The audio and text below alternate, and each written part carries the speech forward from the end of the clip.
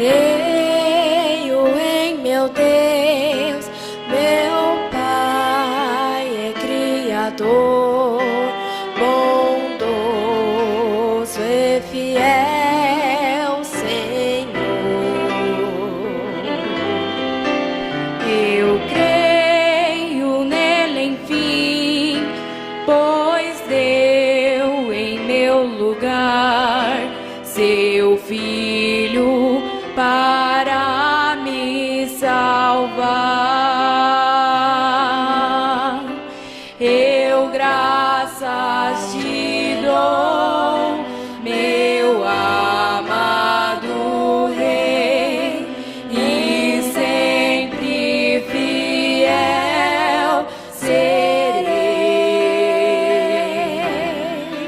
Meu Deus, meu Senhor, de tão grande amor, eu quero seguir-te, eu quero servir-te, eu quero ser mais de ti.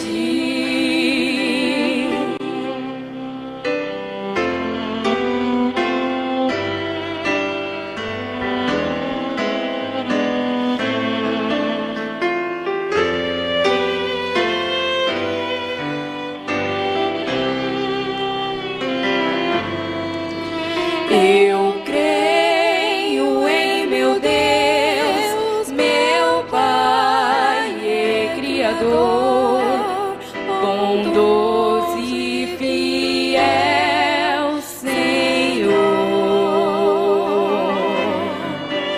Eu creio nele, enfim, pois deu em meu lugar seu Filho para me salvar.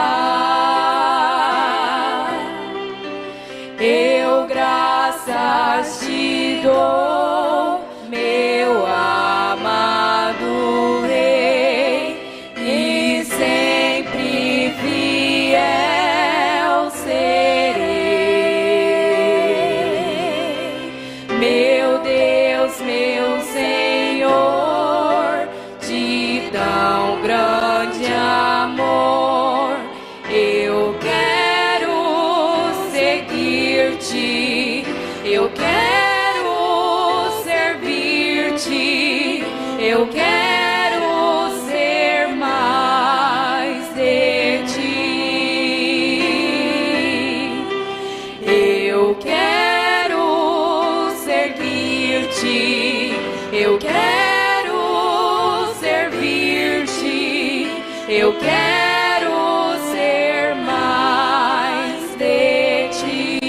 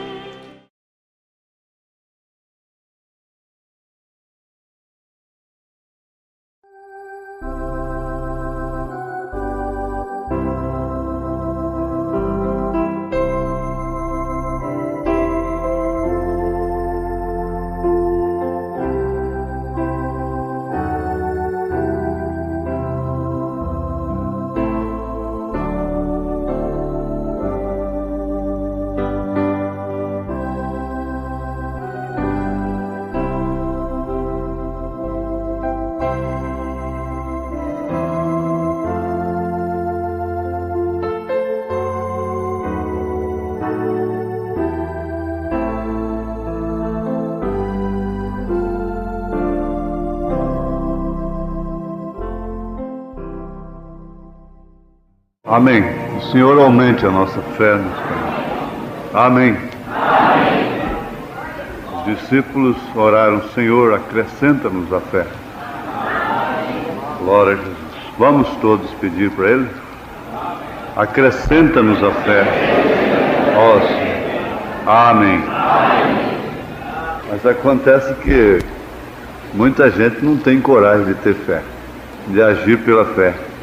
Nós muitas vezes não temos coragem de darmos um passo por fé, mas ouvindo e recebendo a mensagem, ela nos ajuda a dar o passo da fé. Amém? A leitura que nós temos será em 1 Reis, capítulo 18, verso 22, 39. Depois que eu fizer essa leitura, nós vamos cantar aquele hino, Só o Senhor é Deus. Vamos ficar de pé para lermos a Bíblia Sagrada. 1 Reis 18, a partir do verso 22. Então disse Elias ao povo: Eu só fiquei por profeta do Senhor, e os profetas de Baal são 450 homens. Deem-se-nos, pois, 2 bezerros, e eles escolham para si um dos bezerros, e o dividam em pedaços, e o ponham sobre a lenha, porém não lhe metam fogo. E eu prepararei o outro bezerro, e o porei sobre a lenha, e não lhe meterei fogo.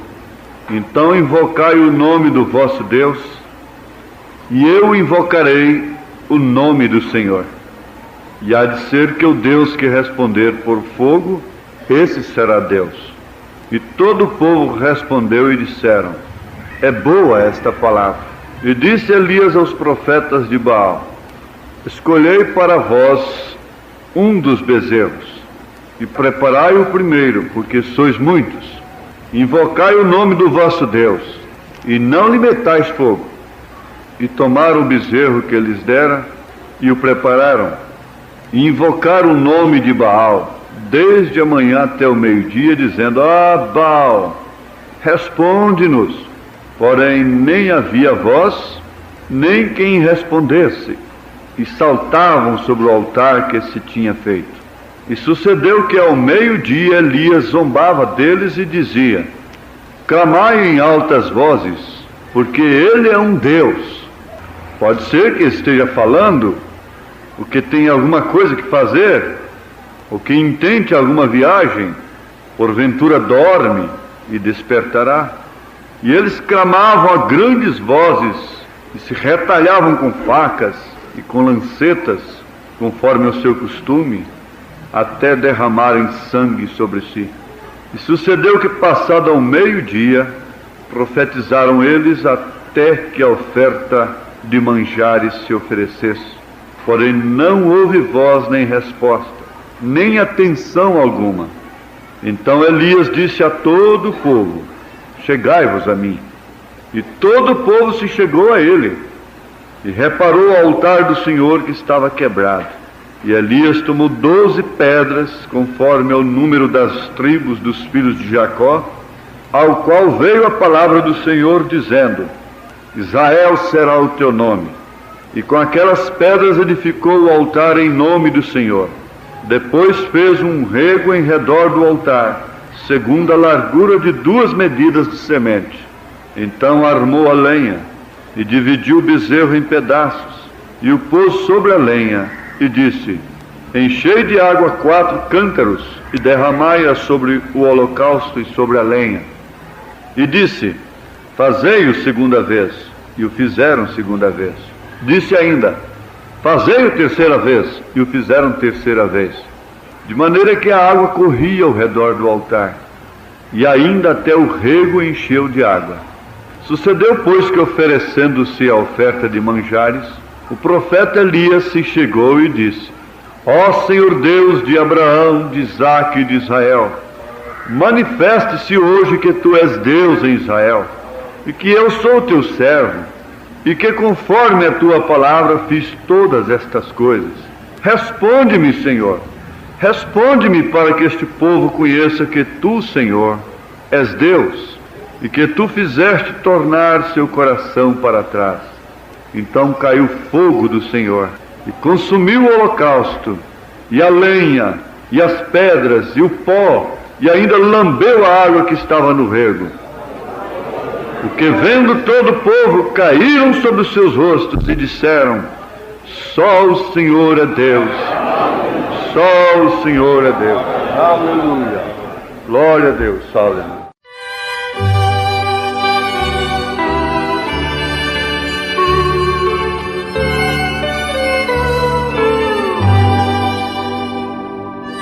Só o Senhor é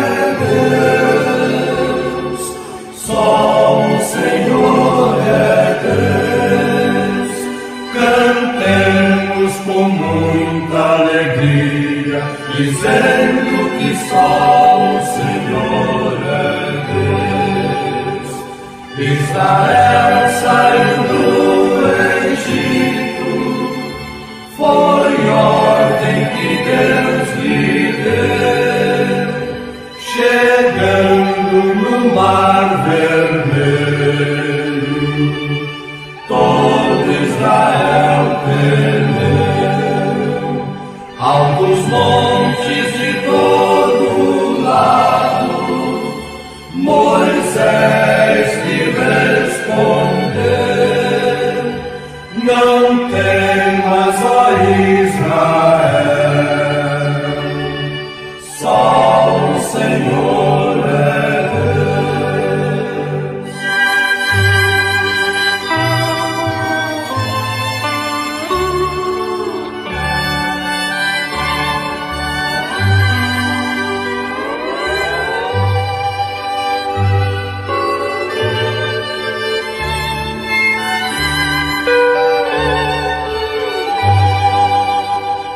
E Moisés ordenou o mar, que logo lhe obedeceu. Por terra Israel passou, pelo poder de Deus, e o exército de Faraó, porém Moisés cantou dizendo: só o Senhor é Deus, só o Senhor é Deus, só o Senhor é Deus. Cantemos com muita alegria, dizendo que só o Senhor é Deus.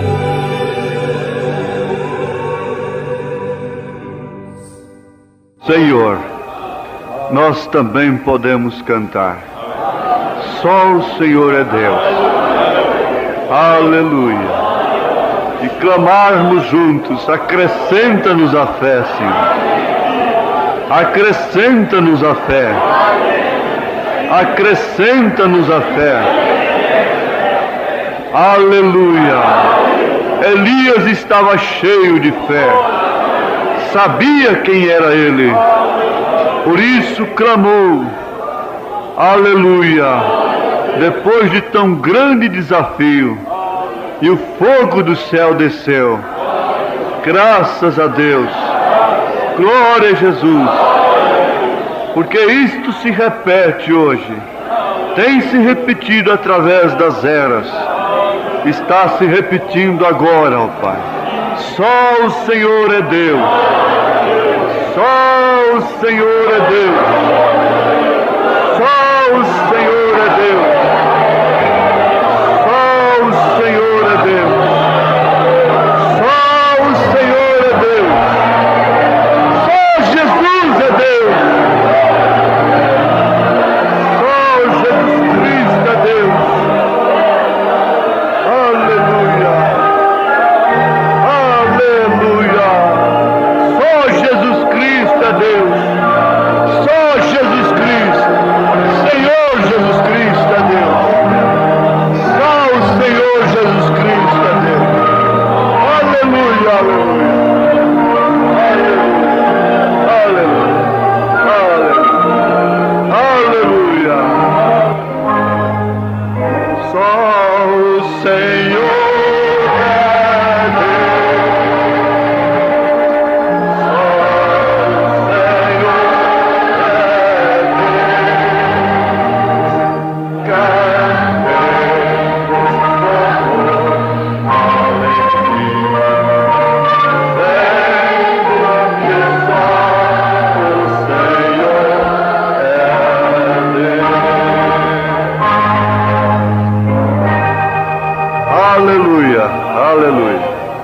Glória a Deus. Amém. Todos nossos propósitos, mesmo particulares, envolve a igreja e o povo de Deus. Elias não teve nenhum propósito em fazer tão grande desafio para si mesmo, somente para promover a si mesmo. Deixar uma história como um grande homem que fez fogo descer dos céus. Mas isto envolveu o povo de Deus durante todas as eras. Enquanto a Bíblia estiver aberta, aquele desafio envolve o povo de Deus. Até as cenas particulares de sua vida envolvem o povo de Deus. Até mesmo o seu alimento particular para nutrir o seu corpo envolvia o povo de Deus e envolve enquanto a Bíblia estiver aberta. Aleluia, glória a Deus. Todos os nossos propósitos, mesmo particulares, envolve a igreja, envolve o povo de Deus. Amém? Amém. Glória a Deus. Num sentido, nós somos independentes, autônomos, somos donos de nós mesmos. Podemos fazer o que bem entendemos e temos o direito da nossa vida particular não ser minada, não ser tocada por quem quer que seja. Mas em outro sentido, nós somos devedores uns aos outros e a nossa vida envolve todos os demais, porque nós somos membros de um só corpo. Aleluia. Isso nos leva a tomarmos conhecimento da nossa posição como membros desse corpo. Este conhecimento responsabiliza a nossa vida na presença dos irmãos e na ausência dos irmãos. Quando estamos sozinhos, longe, separados da família, você sabe, aquele pai, aquele esposo, ele está comprometido. Não importa o quanto ele esteja sozinho e quanta distância haja entre ele e sua esposa, ele é um homem comprometido. Todos os seus passos envolvem a sua família. Todas as suas determinações envolvem sua família. E até mesmo as suas palavras. Os seus enredos não prejudicam somente a si próprio, mas prejudicam até as crianças. Prejudicam uma esposa que não tem nada a ver com aquilo. Então todos nós somos importantes aos olhos de Deus. Às vezes as pessoas dão muito valor em si mesmas de uma maneira errada. Na hora de dar valor em si mesmas, elas não dão. E dão um valor e tem um cuidado consigo através dos sentidos, dos sentimentos, que só faz prejudicar-lhe, nada mais. Agora, nós não podemos ter nenhuma meditação sem estas escrituras. Nós não podemos ter nenhuma meditação que venha a ser para nossa edificação sem que tenhamos a mensagem do profeta de Deus para os nossos corações, para a nossa vida. Tudo o que aconteceu na Bíblia envolveu o povo de Deus.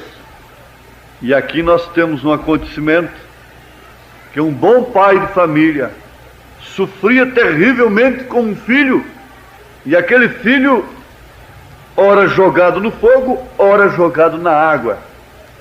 Então era um rapazinho que precisava ser sempre olhado, sempre vigiado. Se despercebessem dele um só instante, logo poderiam encontrá-lo no fogo ou na água. Agora você sabe que se você despercebe de uma filha sem juízo, esse menino crescer dessa forma, de repente você vai vê-lo no fogo ou na água. O diabo vai precipitá-lo em algum abismo, não resta dúvida. Mas aquele pai foi muito feliz. Ele soube que a caravana da fé ia passando por ali, e ele disse: então chegou agora o fim do meu desespero, da minha angústia, do meu sofrimento. Agora eu posso ver meu filho libertado. Onde está a caravana? Vai chegar ali. E foi. E chegando lá, Logo, naturalmente, Pedro se apresentou a ele.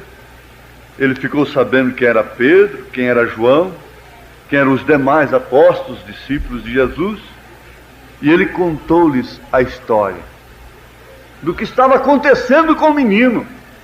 E ali era o ponto máximo da coisa. E o certo é que, naturalmente, eles se compadeceram do sofrimento daquele pai. E começaram a orar e expulsar o demônio, mas o demônio não saiu. E parece que ele tinha detonado o seu último cartucho. E agora, o que mais posso fazer? Se a própria caravana do homem orou pelo meu filho e nada aconteceu? Mas de repente o homem chegou. Na hora do drama, na hora da dificuldade, na hora que tudo parecia que Satanás, que estava no menino, tinha vencido. Ele quer que você ache que você usou o último cartucho. Ele quer que você se sinta desprovido de quaisquer recursos. Ele quer que você pense nisto. Não há nada mais para me acudir. Mas é justamente nesta hora que Deus entra em cena. Jesus Cristo chegou ali, e lá estava um desafio do mesmo demônio que desafiou o povo de Deus lá no tempo de Elias. Eu gosto de ver isso. Que quadro tremendo, que quadro que foi digno mesmo, glorioso de ser narrado nas Escrituras. Então este menino não podia ser curado, porque sucedeu que os discípulos tinham o poder. Agora vamos virar para nós, vamos para os discípulos de Jesus. Jesus lhes havia dado poder para curar toda classe de enfermidade, expulsar demônios, curar os leprosos e até para levantar os mortos. Porque nós pensamos, se fôssemos como Elias. Pode ser que eu não sou como Elias, mas eu posso ser como um daqueles 7.000 que não se dobraram diante de Baal. E você pensa, se eu fosse como o irmão Branham, e se eu tivesse aquele mesmo poder, este irmão não estaria sofrendo mais dessa forma. E essa criança não estaria sofrendo mais dessa forma.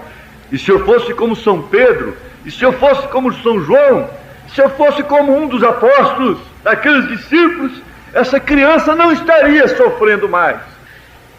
Mas os discípulos não puderam expulsar o demônio, tendo aquele mesmo poder de curar toda classe de enfermidade, de expulsar demônios, curar os leprosos e até para levantar os mortos. Ele lhes deu este poder, porém eles não tinham fé para fazer funcionar este poder que tinham. Eles tinham o carro, eles tinham tudo, eles tinham até mesmo a gasolina, mas não tinham a chave. Eles não estavam com a chave para acionar a ignição, para levar faísca naquilo e detonar aquilo, pôr em explosão, em movimento. Agora, quando nós começamos a pensar que até o poder de subir, ora, quem pode subir mais do que qualquer alturazinha sobre todos os apoios? Mas como pode você subir com o seu corpo?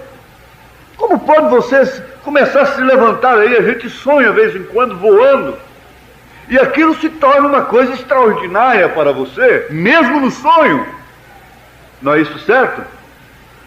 Mas há poder em nós até para subirmos mais do que Apolo subiu.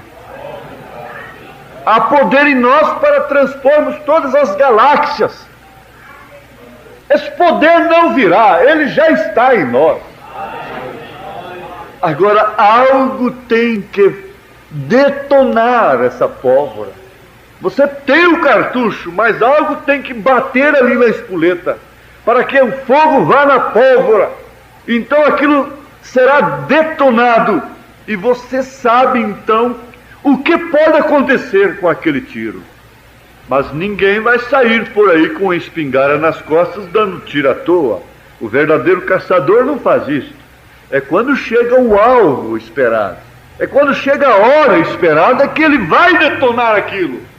Então havia poder neles para curar o menino, para expulsar demônios, para curar leprosos e até para levantar os mortos, até para chamar os que estão na sepultura. Esse poder está na igreja, porque a igreja é o corpo do Senhor Jesus, e nele habita corporalmente toda a plenitude da divindade. Se a igreja é o corpo do Senhor Jesus, esta voz tem que sair deste corpo. É a mesma voz que chamou a Lázaro do sepulcro depois de 4 dias ali, em estado de putrefação. Mas é que a proposta é muito grande. A proposta é enorme. A proposta para Sara era muito grande em relação à posição que ela estava, a condição que ela tinha no momento. Ela já não tinha coisas como uma mulher que concebe tem. Ela já tinha passado de idade. A proposta estava muito desproporcional à sua condição física, à sua condição do momento. A proposta do rapto está muito grande para a condição que nós temos. A proposta de curar um canceroso é muito grande. Quando aquele homem, aquela mulher está com câncer, e toda a medicina dizer isto não tem jeito, e chegar uma proposta que aquele câncer vai morrer, que aquela pessoa será curada daquele câncer, é uma proposta muito desproporcional ao seu estado físico. Há uma proposta muito grande. A proposta de Elias era tremenda, era horrível para um homem fazer no seu natural. E quanto maior a proposta, menor nós ficamos. Aquela mocinha que estava no curral lavando louças, quando recebeu a proposta de casamento com aquele moço que estava enfadado de ver tanta lisonja, e aquela mocinha lavando louças simplesmente de pés descalços lá no curral, e ele chega com uma proposta daquela para ela: você casa-te comigo? Que proposta desproporcional! Receber a proposta de um príncipe deste para me casar com ele, ele está zombando de mim. Não é possível. Que proposta do príncipe dos príncipes, te levar para a glória eterna, te levar para Jerusalém, para a Santa Jerusalém. Eu estava pensando outro dia, você passa por ali e aquela mansão está famosa, ela é muito bonita, ela está num ponto estratégico, e alguém diz: olha, isso aí é a mansão de fulano de tal. E quando alguém o vê em algum lugar, isto é o homem mais rico da terra. E eu fico pensando assim: quem é o homem mais rico da terra? Eu sou o homem mais rico da terra. Você é a mulher mais rica que existe na terra. Você é o homem mais rico que está pisando em solo do século XX. Agora, você crê ou não no que Jesus disse? Você crê ou não no que a palavra diz a seu respeito? Aleluia! Só o Senhor é Deus. Ele disse que há uma mansão preparada para você, de ouro, de jaspe luzente. Eu sempre costumo dizer: se lá na Santa Jerusalém houvesse porcos, chiqueiros, estas mansões caríssimas aqui da terra, dos reis da terra, não servia nem para ser o chiqueiro da minha mansão lá na eternidade, nem para ser o chiqueiro de lá. Aleluia! Glória a Deus! Agora, este poder estava neles. Eles naturalmente se encontraram desiludidos. Ele lhes deu este poder, porém eles não tinham a fé para fazer funcionar este poder que tinham. Nisso fizeram a pergunta a Jesus: por que não puderam fazer aquilo? Recordem, eles tinham a palavra, e então a palavra foi encarnada. E a palavra quem lhes disse: eu vos dou poder. Amém. Eu vos dou poder. O crente chega ao ponto de não ser mais um admirador da fé dos outros, da fé de Elias, da fé de Moisés. Você não é apenas um admirador da fé do profeta. Fica só admirando a sua fé e suspirando: se eu tivesse uma fé como aquela. Sim, eu vos dou poder. Eu vos dou poder. Então eles tinham o poder, porém não tinham a fé para fazer funcionar a palavra que se encontrava neles. Entendem? Mas isto tinha que ir para Jerusalém. Tinha que acontecer algo com eles. Viria um certo batismo sobre eles, que moveria aquele poder de uma maneira legítima. Você vê que depois de tudo isso, São Pedro chegou depois do Pentecostes, quando aconteceu aquele verdadeiro batismo. Ele chegou na casa de Dorcas. Ela estava morta, e ela era uma mulher muito caridosa, fazia roupa para os pobres, etc. E o povo mostrava para ele. Por quê que o negócio estava com Pedro? Porque o povo vinha mostrar para ele: olha aqui, ela que fez isso para mim, ela que fez isso para esse menino, ela fazia isso para nós, e agora ela está morta ali no quarto de cima. Ele chegou ali, tirou todo mundo de lá e ficou só ele e Deus. Aleluias, glória a Deus. E logo ele disse: Tabita cume, levanta-te, o povo está precisando de você. Ora, veja o quanto isto foi maior. E ela se pôs de pé, e ele a devolveu viva e sã para o povo. Mas isto é uma proposta muito grande em relação ao estado em que estamos vivendo. Você conhece a si mesmo, você conhece suas fragilidades, e quando vem uma proposta a respeito da dinâmica, a respeito de qualquer coisa, você se sente muito pequeno diante de Deus, em relação àquela promessa, em relação àquela proposta. Está entendendo você? Amém. Agora, Jesus tinha tudo que podia mover o seu poder. Ele era a palavra e tinha fé em que sucederia o que ele dizia. Disse: muito bem, traga o menino cá. Até quando vos tenho que sofrer? Ele tinha fé juntamente com seu poder. Por que foi assim? Ele disse: eu de mim mesmo não posso fazer nada. Por quê? É que ele confiou no que era, confiou em saber que ele era a palavra, e tinha fé em Deus. Quem também fez a palavra foi Deus.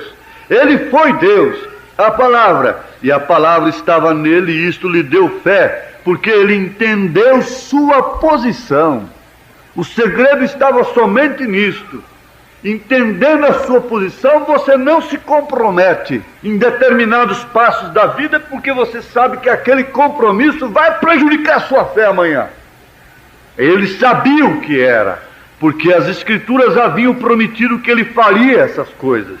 E então todas as Escrituras se entrelaçam para provar que ele era exatamente o que as Escrituras prometiam. E ele sabia quem ele era. Então ele confiava no que Deus havia feito dele. Elias confiava no que Deus fez dele. O que está precisando é isso, é você confiar no que Deus tem feito de você. O que tem feito Deus de você? Uma cristã, uma filha de Deus, um filho de Deus, um homem temente a Deus, que crê simplesmente em sua palavra. Ou não é isto? Oh, sim, é isto que Deus tem feito de você. Agora, se assim foi com ele, não podemos nós confiar no que Deus tem feito de nós? Ou seja, crente. O que ele fez de nós? Crentes. Você quer dizer: sou um crente? Sou um crente na palavra de Deus? Deus me fez um crente. Não sou, portanto, um incrédulo. Deus te fez um crente. Portanto, você não é um incrédulo. Quem não é crente é incrédulo. Agora Jesus disse: estes sinais seguirão a todo aquele que crê. Você crê? Os sinais estão te seguindo.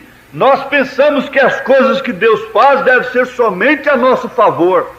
Mas quando Deus cura uma pessoa que eu nunca tenho visto, Ele tem feito aquilo por mim, para mim.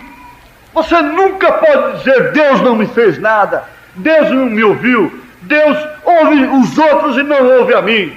Quando Ele está ouvindo aos outros, Ele está ouvindo a mim. Ele está respondendo às minhas orações. Ele tinha fé no que ele era.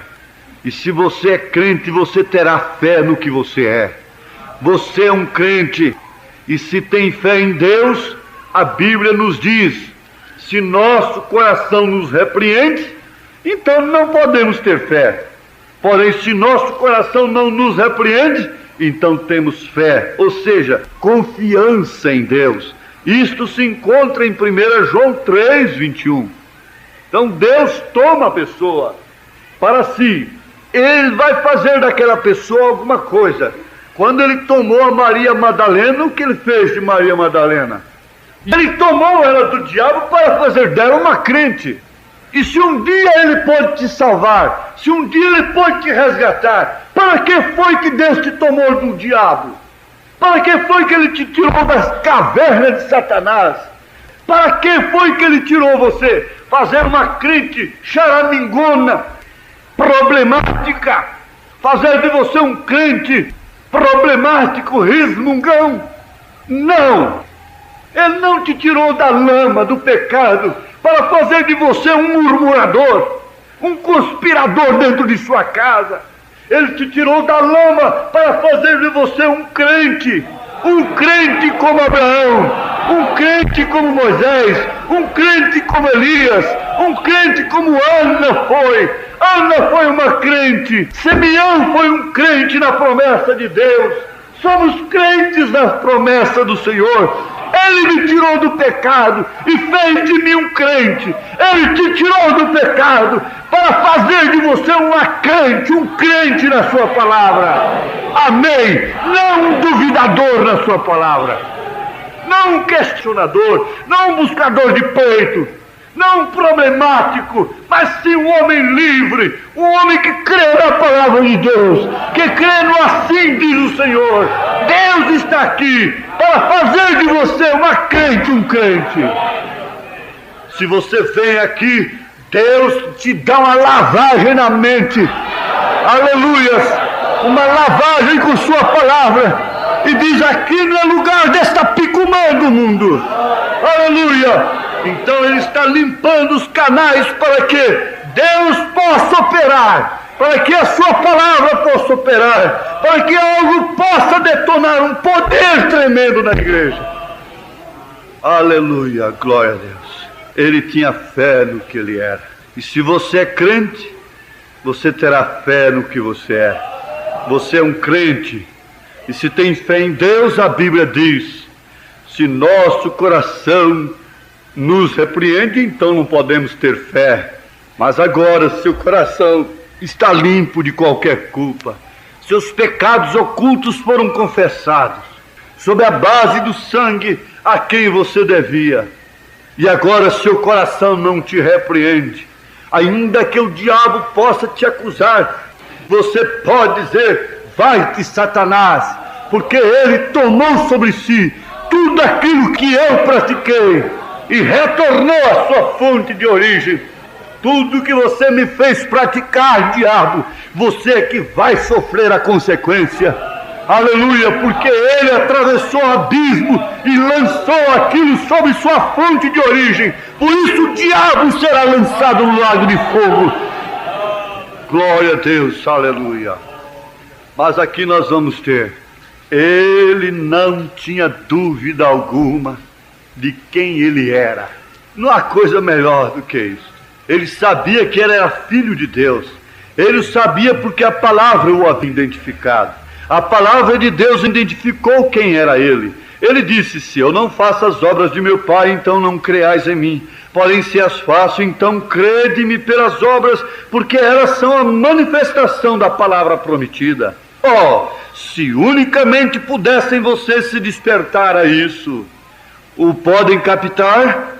A palavra mesmo identificou quem era ele. Disse: quem me pode convencer de pecado?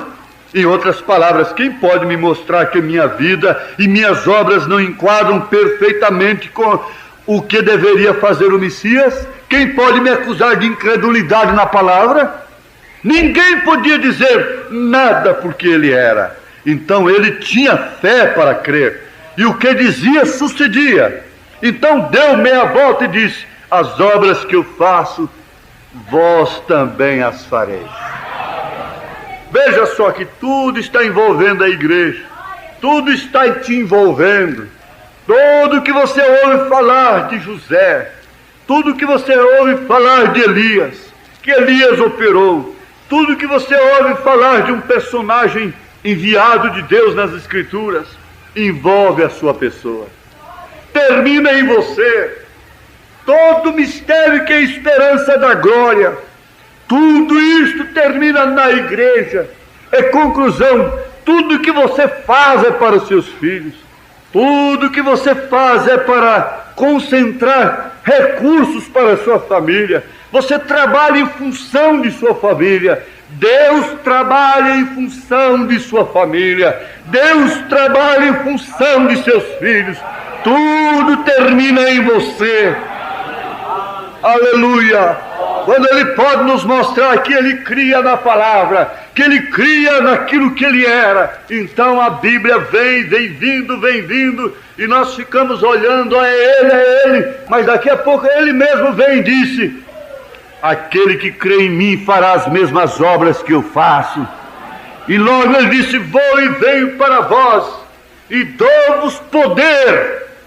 Tudo que ele fez foi em função da igreja. Envolve a sua igreja, envolve o seu povo. Ele não usou o seu poder para si próprio, simplesmente para se projetar como um Deus absoluto, o que na verdade o é. Não simplesmente para se apresentar como Cristo, o Deus encarnado, mas tudo tinha um propósito: envolver a sua igreja, envolver as suas pessoas, a sua família. Isto é verdade? Aleluia! Ó irmão, pode você comparar o cristão de hoje com aqueles cristãos da antiguidade? Como aqueles discípulos caminharam no poder do Espírito, movidos pelo Espírito Santo, foram prisioneiros de Cristo, prisioneiros da palavra e da vontade de Deus. Não podiam nem se mover enquanto Deus não os movia. Por isso, quando Deus os movia, aquilo acontecia. Não era de muita conversa. Subiu no púlpito, o que ele falava acontecia. Não lhes agrada ver uma igreja como essa? Assim vai suceder. Tem que vir, eu creio que já está em marcha. Aleluia, glória a Deus. A palavra identificou a ele pelo que ele era, e agora a mesma palavra nos identifica. Ele disse: se alguém me ama, guardará meus mandamentos. E se alguém diz que me ama e não guarda meus mandamentos, todos os mandamentos, o tal é um mentiroso e a verdade não está nele. Você disse: eu não creio naquilo. Bem, isso nos mostra que você é incrédulo. Isso é tudo. Se a Bíblia o diz, isso significa que é correto. Ali fica acertado tudo. O que a Bíblia diz, isso é verdade. Agora notem bem as palavras de Jesus em São João 15. Se estiverdes em mim, pronome pessoal, ou seja, ter fé nele, e minhas palavras estiverem em vós, pedireis tudo o que quiserdes. Agora ele sabia quem era e por isso podia ter fé. A fé podia operar quando ele sabia o que era. Logo, se estiverdes em mim e as minhas palavras estiverem em vós, então conhecereis quem sois. Este aqui é o segredo. Então conhecereis quem sois. Pedi tudo o que quiserdes e vos será feito. Não seria maravilhoso o seguinte?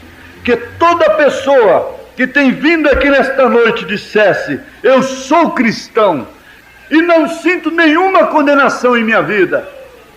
Todas as oportunidades que eu tenho tido de provar que sou um cristão, eu tenho provado que sou um cristão. Deus tem me dado graça para ser humilde. Deus tem me dado graça para ser paciente. Deus tem me dado austeridade com o pecado.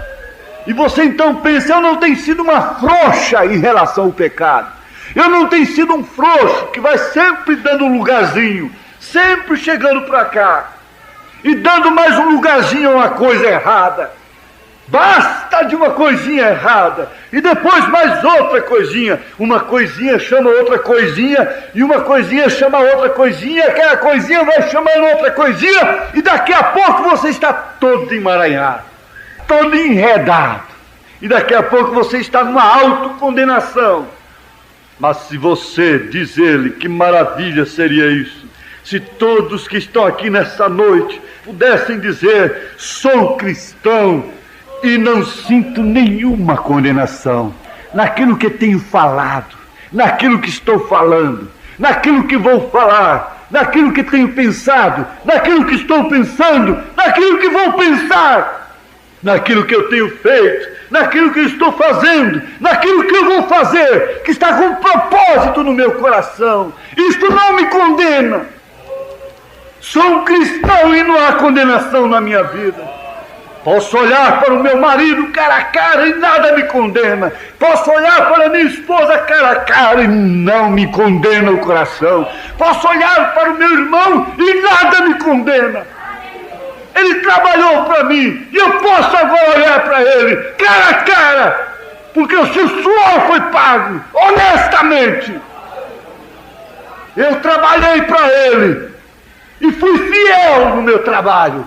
Posso olhá-lo cara a cara. Não há nenhuma condenação. Nada pode impedir o poder de Deus se manifestar. Quando um povo se reúne desta forma, sem nenhuma condenação, o poder de Deus penetra, o câncer é desfeito, toda obra do diabo, do maligno, tem que ser destruída. Mas quando nós começamos a inclinar as cabeças e pensando, disto eu estou com vergonha, isto me envergonha, Senhor, isto me envergonha. Graças a Deus, porque ainda sente vergonha. Porque a pessoa que está obstinada no mundo não sente vergonha.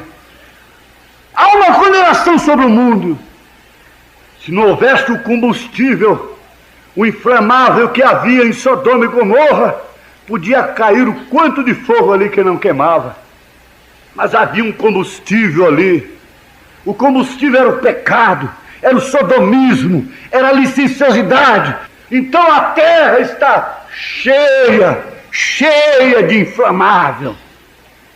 Por isso o fogo virá. Aleluia, glória a Deus.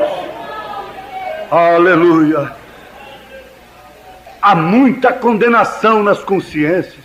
Há muita condenação quando termina uma construção. Reclinar sua cabeça no travesseiro e dormir, sem saber se acorda amanhã cedo, com injustiças, com condenações. Mas existe o dia para ele. Disse Santiago, o jornal dos jornaleiros clama sobre vós. E não há oração que possa responder. Não há oração que possa tirar a aflição de um povo condenado. E o profeta diz, você não pode abençoar a quem Deus amaldiçoou. Você não pode abençoar a quem está sob condenação. Mas há um caminho aberto nas veias de Manuel. É Manuel sangrando. Se ainda há sangue é porque há arrependimento. Se ainda há arrependimento, porque há sangue, o Cordeiro está no trono para todo arrependimento e conserto de vida.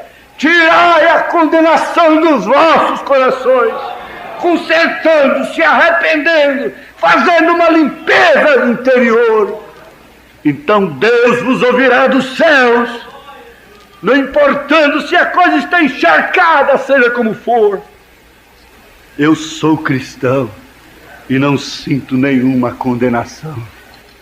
Elias estava ali sem nenhuma condenação.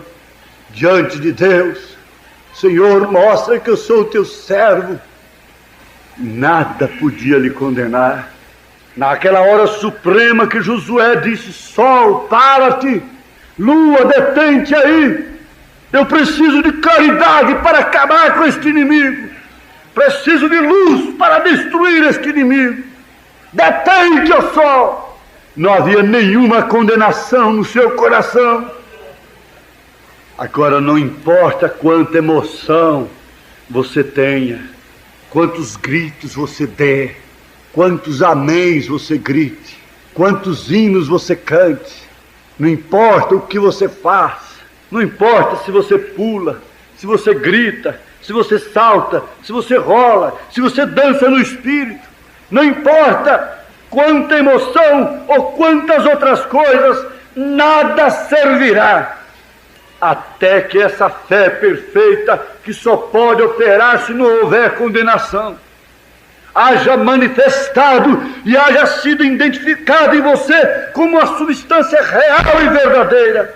E quando isso estiver presente, então o poder será movido. Então você sentirá que ele começa a se mover. O gigante, o grande leão, que estava adormecido, parado ali, você vê então quando ele começa a se gesticular, você logo começa a ver. Você vê que quando o cabelo de Sansão cresceu, logo ele começou a sentir os seus músculos. E ele gritou: somente uma vez mais, Senhor. Somente uma vez mais. O poder começou a se manifestar. Ele sentiu uma reação interior. Ele pôde ver que ele podia ir no desafio. Você então não tem que ver coisa alguma. Você não tem nenhum assunto com o diabo. Você não tem que discutir sua fé. Você não tem que dar resposta para Satanás. Você simplesmente mantém-se quieto, sabendo que não há condenação no seu coração. Então esse poder vai ser movido. Esse grande motor começa a acionar seus pistões. Logo vai vindo uma dinâmica. E você está vendo que você é uma pequena criatura. E você está ficando menor. Você está ficando mais leve. Você está ficando mais sem condição. E é necessário que eu diminua e que ele cresça. Na medida que eu for diminuindo, ele vai crescendo. Quando Sara tinha terminado todas as suas possibilidades, então ele veio e fez a promessa, fez a proposta desproporcional, com disparidade tremenda para ela. Ela sorriu de si mesma. Ela disse: como posso eu fazer isto? E você pensa: como posso eu ser este cristão? Se você tivesse um câncer e o médico dissesse que você haveria de morrer antes do amanhecer do dia de amanhã, porque tudo estava muito mal, o coração, a respiração está quase a zero, o câncer o tem comido, o sangue está todo contaminado com o câncer, etc. Porém algo lhe vem com a substância dessa fé genuína, sem condenação alguma. Aleluia! A fé perfeita, e esta substância toma âncora em você, então você poderia rir na presença do médico. E o médico diria: além de canceroso, está meio demente.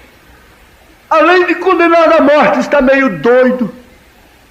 Com o coração comido, com o sangue obstruído já, todo envenenado, sorrindo de mim. Pobre coitada, perdeu a mente também. Não é só o câncer, tem também uma variedade na mente já. Está sorrindo da medicina, está sorrindo do meu laudo, está sorrindo dos resultados. Pobre coitado. Ele diria assim, mas você continuaria adiante sorrindo. Fé perfeita. Aleluia. Oh, doutor, não há nenhuma condenação aqui. Pode haver um câncer aqui, pode haver uma chaga aqui, pode haver qualquer outro mal aqui neste sangue, pode haver qualquer outra coisa aqui, Mas não há nenhuma condenação aqui. Aleluia! Há uma fé perfeita aqui. E esta substância toma âncora em você. Então você pode rir na presença do médico. Você faria como Elias ali no Monte Carmelo, quando chegou ante aqueles idólatras e disse: por que não grita um pouco mais forte? Talvez seu Deus esteja ocupado com algo. Ele sabia o que tinha que fazer, porque Deus já lhe havia dito: tudo sucederia. Disse: o Deus que responder com fogo, esse será Deus. O mundo científico está precisando de um desafio da fé. E esse povo está desafiando. Aleluia! Há um desafio nesse instante. Há um grande desafio da fé com a dúvida. A dúvida tem insultado a fé. As trevas têm insultado a luz. O pecado tem insultado a santidade. A abominação está no lugar em que não deveria estar. Todos os lugares que você chega, ao abrir de sua porta de manhã, você se depara com um desafio. Há um desafio para o seu olhar. E cada instante que você vive, há um desafio de sintomas. Há uma tontura, há uma dor de cabeça. Há uma coisa que você foi dormir sem ela e amanheceu com ela. Há alguma coisa te desafiando. Há uma notícia da arte do menino, do comportamento do filho, do comportamento da filha. O desafio está aí, mas você vai indo, vai andando. Deus está te vendo. Deus estava olhando Elias ali. Deus estava olhando Moisés. Moisés com os braços cruzados e as serpentes por ali. Os magos passando a mão em suas barbinhas e dizendo: olha o grande mágico. E Faraó sorrindo e zombando. E Moisés sério, simplesmente com os braços cruzados, sem apelação alguma. E logo aquela serpente de Moisés começou a engolir a dos magos. E daqui a pouco os magos estavam com seus pescoços cortados, porque o próprio Faraó tratou de destruí-los. Eles disseram: muito bem, nós aceitamos o desafio. E começaram a pôr água sobre os altares. Eles feriam seus próprios corpos. Eles estão todos cheios de si em todos os setores da vida. Eles estão como sendo donos da situação. Mas, no entanto, não há confiança no homem, a não ser no homem que tem crido na mensagem de Elias para esta era, e que tenha sido batizado com o batismo da mensagem. O batismo do Espírito da mensagem não é só estar dentro da mensagem, mas é a mensagem estar dentro dele. Aleluia, glória a Deus. Baal, responde-nos. E ali pelo outro lado estava Elias, tranquilo como sempre. Você não pode ver uma cristã agitada, um verdadeiro cristão agitado, na hora de um pânico, na hora de um desafio. Não pode estar procedendo como os infiéis, como os descrentes, na barroada de um carro, e nisto ou naquilo. Você, sem perceber, você manifesta que é um cristão, que é uma cristã, que há uma coisa que domina seus ímpetos, há uma coisa que açoita a sua velha natureza, incontinente, dura, revoltada. Você sabe disto? E Elias estava ali, tranquilo como sempre, tranquilo como sempre, não só na segunda-feira depois de um culto de domingo, na terça-feira e já na quarta-feira já esqueceu do culto de domingo.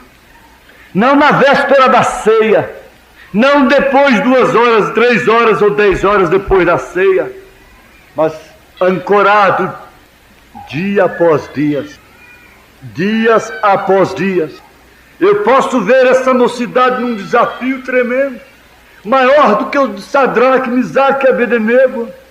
Vocês estão escrevendo coisas muito maravilhosas, se possível faria maiores do que estas, maiores do que a de Sadraque, Misaque e Abednego. Essa mocidade está escrevendo.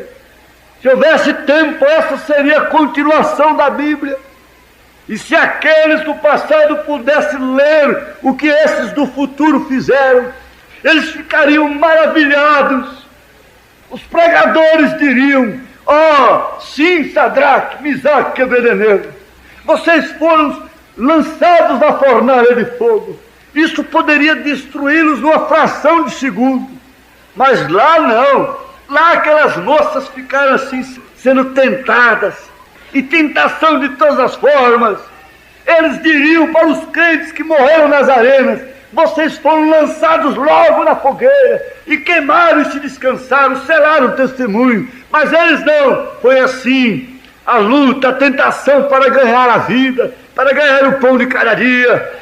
Uma mentira de cá, outra de lá, um emprego para ser sustentado e para se vestir honestamente e viver honestamente. Foi uma coisa assim, uma guerra psicológica, e aquela guerra fria, água batendo, água mole na pedra dura, todos os dias, aquela tentação diária dentro de casa, na rua, e essa mente combativa, desafiada. Eles diriam: é verdade, melhor fora para nós morrer logo, queimados na fogueira, não é? Glória a Deus, aleluia. E vejam bem, quando tudo estava em ordem, aleluia, Elias chegou, e eu posso ver Elias ali, diz a Bíblia. Então Elias disse ao todo o povo: chegai-vos a mim. E todo o povo se chegou a ele. Ele chamou o povo para ver o que era o poder de Deus. E reparou o altar do Senhor que estava quebrado. Reparou o altar. Você tem que reparar o altar da casa, do culto doméstico, começando por aí. Reparar sua vida. Esse é o altar de Deus. E Elias tomou 12 pedras, testemunho apostólico das tribos, conforme o número das tribos dos filhos de Jacó, ao qual veio a palavra do Senhor dizendo: Israel será o teu nome. E com aquelas pedras edificou o altar em nome do Senhor. Depois fez um rego ao redor, e parece que eu posso ver Elias calvo, e sua testa suando, e o suor correndo, e ele fazendo aquele trabalho ali, e todo mundo esperando o que esse homem vai fazer. E ele pegou aquelas pedras, naturalmente levantava, punha as duas mãos na cintura, respirava um pouco e continuava. Depois fez um rego em redor do altar, segundo a largura de 2 medidas de semente. Então armou a lenha, pôs a lenha e dividiu o bezerro em pedaços. Agora já estava sujo de sangue, suas mãos sujas de sangue, a barba já estava toda suja. Está ali aquele homem esquisito, diferente. Ninguém queria ser mulher dele àquelas alturas. Um homem fedido. Então armou a lenha e dividiu o bezerro em pedaços. Aquela cena de quem estava sabendo o que estava fazendo.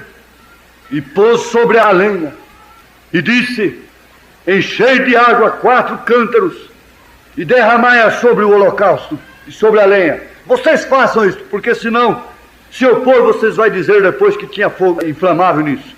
E disse: fazei-o 2ª vez. E fizeram 2ª vez. Disse ainda: fazei-o 3ª vez. E fizeram 3ª vez. De maneira que a água corria ao redor do altar. E ele está aqui, só limpando sua testa. E ainda até o rego encheu de água. Sucedeu que, oferecendo-se a oferta de manjares, o profeta Elias chegou e disse: ó Senhor, Deus de Abraão. Ele não fez um discurso na oração, ele não fez uma pregação ali, ele simplesmente disse: ó Senhor, Deus de Abraão, de Isaque e de Israel, manifeste-se hoje que tu és Deus em Israel, e que eu sou teu servo, e que conforme tua palavra fiz todas estas coisas. Responde-me, Senhor, responde-me para que este povo conheça que tu, Senhor, és Deus, e que tu fizeste tornar seu coração para trás. Naturalmente foi a gente mais silenciosa do mundo. Foi naquela hora, e houve um silêncio tremendo, e eu não sei como ele aguardou. Eu sei que de repente houve um estrondo tremendo, e fogo caiu do Senhor, e consumiu o holocausto, e a lenha, e as pedras, tirou as pedras, dissolveu as pedras, acabou as pedras, desapareceram as pedras. Já não vamos falar na lenha e no holocausto. As pedras também foram embora. As pedras saíram. O fogo derreteu, exalou as pedras. Tirai a pedra. E ainda lambeu a água que estava no rego. O que, vendo todo o povo, caíram sobre os seus rostos e disseram: só o Senhor é Deus, só o Senhor é Deus, só o Senhor é Deus. Eu não posso repetir, eu não posso dizer como foi aquilo, o que resultou aquilo, mas você sabe o que resultou na sua vida. Esse fogo dos céus, batismo do Espírito Santo, que desceu, queimando, dissolvendo, exalando as pedras da sua vida, consumindo tudo. E agora você pode perceber que o profeta diz aqui que ali estava o Deus de Abraão, ali estava o Deus de Isaac, ali estava o príncipe de Jacó, ali era aquele Deus que tiveram honrado Abraão, que honrou a Isaac, que honrou Israel, é que estava honrando a Elias naquela hora. Por quê? Não havia nenhuma condenação em seus corações, nenhuma condenação havia no coração de um homem daquele, e Deus honrou a fé que eles tinham, honrou a sua chamada, honrou e pôs tudo abaixo, até que sua palavra fosse cumprida. Vamos ficar de pé. Senhor Deus, temos ouvido o suficiente, ó Pai, para tirarmos qualquer condenação do nosso coração, mediante o desafio que enfrentamos nesses dias, que a juventude enfrenta, que os homens, as mulheres enfrentam, que o corpo do Senhor enfrenta nesta vida. E agora, Deus, há um desafio também da doença. A doença tem desafiado o teu povo. E se há um corpo enfermo na terra, é o corpo do Senhor Jesus Cristo. Porque, além de sofrer os danos da alimentação pervertida, da atmosfera poluída pela evolução do século, ainda tem mente combativa contra aquilo que o mundo não combate. É a maior batalha jamais pelejada, é o maior desafio que já houve sobre a terra, é sustentar-se como um cristão sem nenhuma condenação em seu coração, nesta hora presente deste século. Te pedimos, ó Deus, que esta palavra seja o suficiente, não para emocionar, não para dar gritos, não para dançar no espírito e dizermos que o Senhor estava no nosso meio, mas simplesmente para voltarmos com um inventário introspectivo. Sou um cristão e não há condenação no meu coração. Sou uma cristã e não há condenação no meu coração.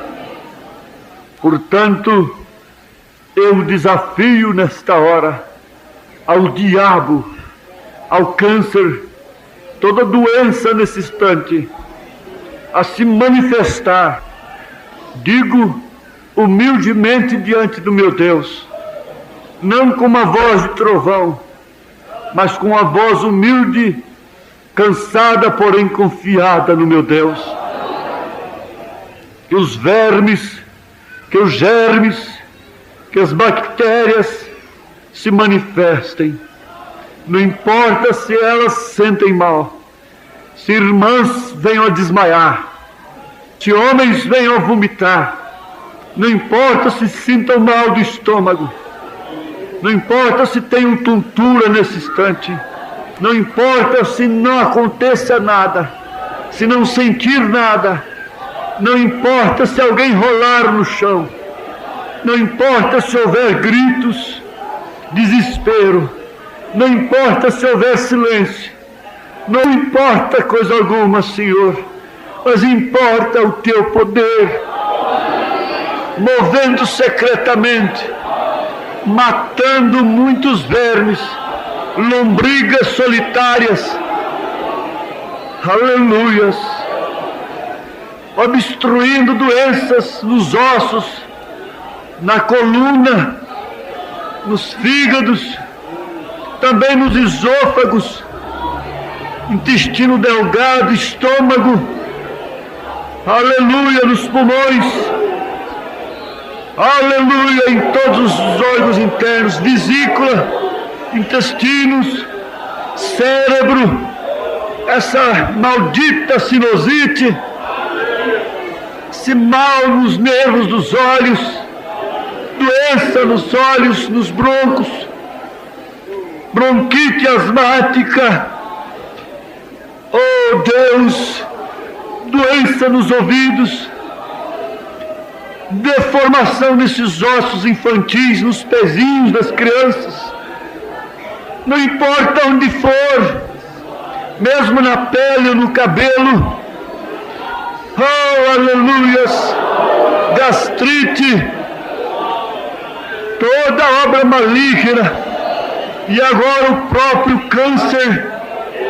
célula monstruosa, diabo, portanto, Satanás, que propõe consumir as células do corpo humano, a condenação no coração, a falta do poder do Espírito Santo.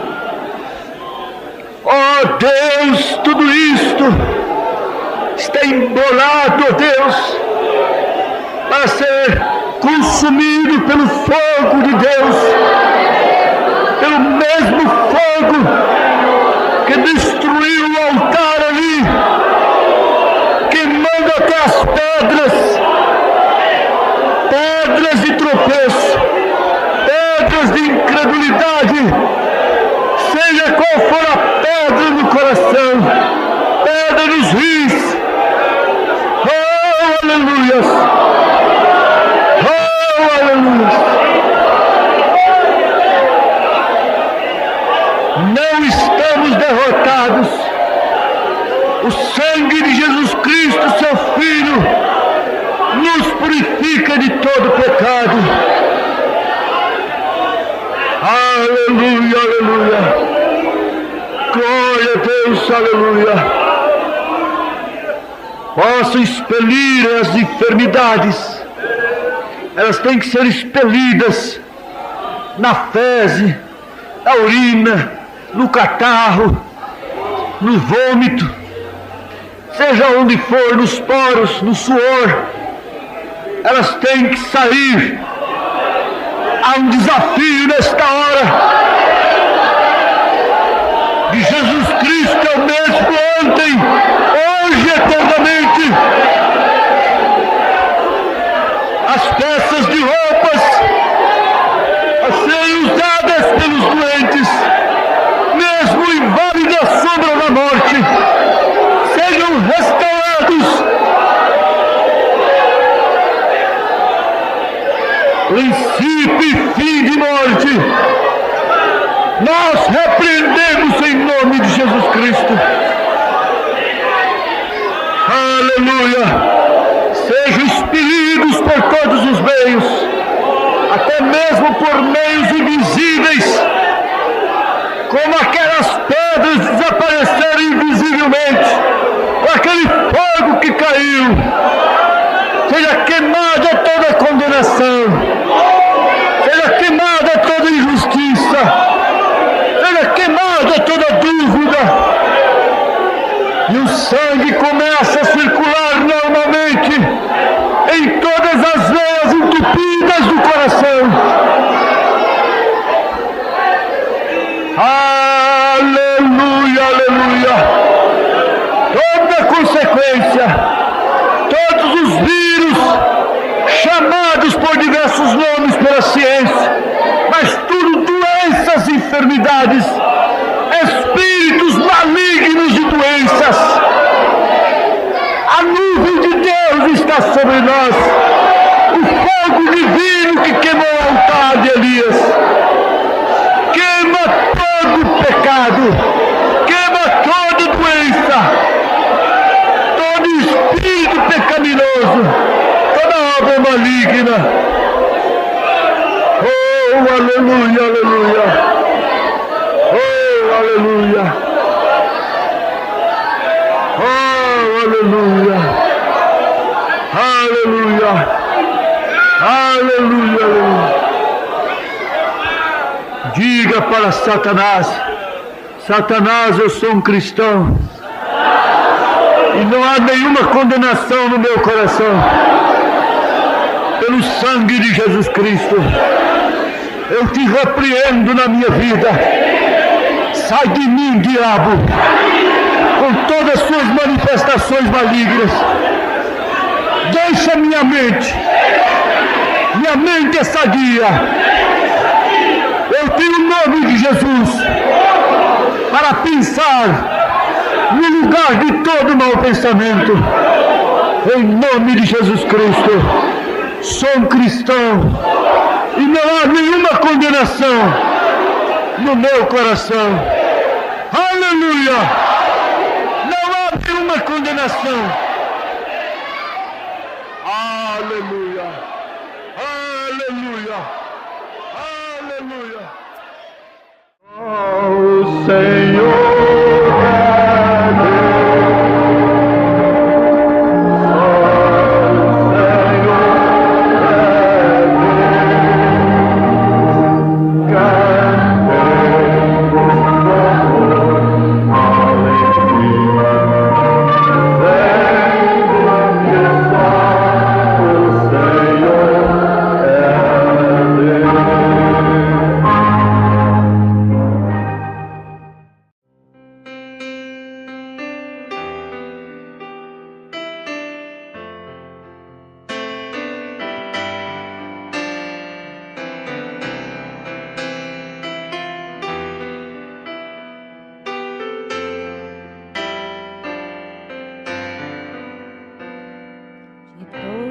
As provas que eu já passei, é bem difícil, Senhor, a gente ter que ouvir acusações do vil tentador,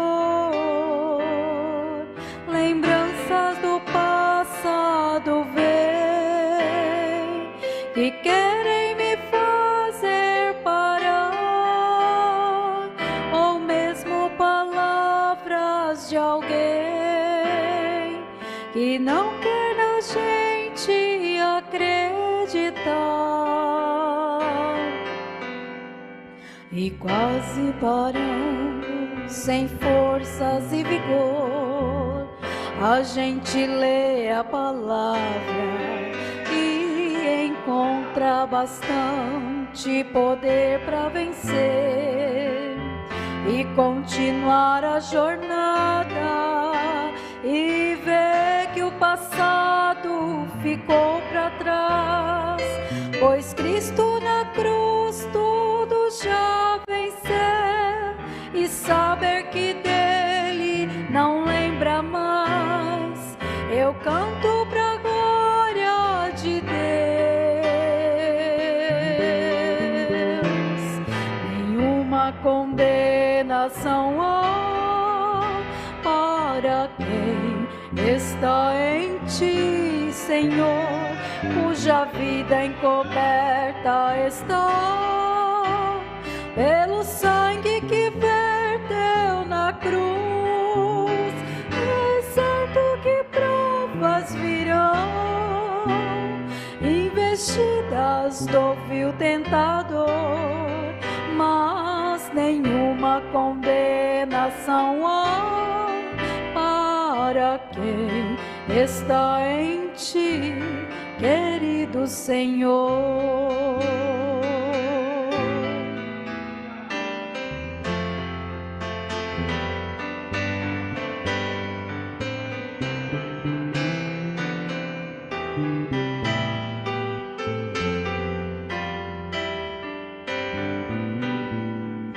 Quase parando, sem forças e vigor, a gente lê a palavra e encontra bastante poder para vencer e continuar a jornada, e ver que o passado ficou para trás, pois Cristo na cruz tudo já venceu, e saber que dele não lembra mais. Eu canto pra glória de Deus.